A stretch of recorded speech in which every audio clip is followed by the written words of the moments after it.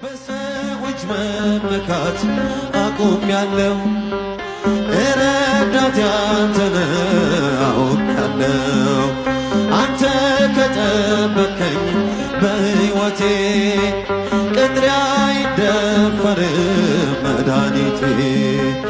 የኔን ሥራ ተወው ምግባሬን የመስቀሉን ነገር መርሳቴን አሲሜን አንስተ አንተልይ ኢየሱስ ክርስቶስ አምላኬን ቸርነት ነው ያደረሰን እስከ ዛሬ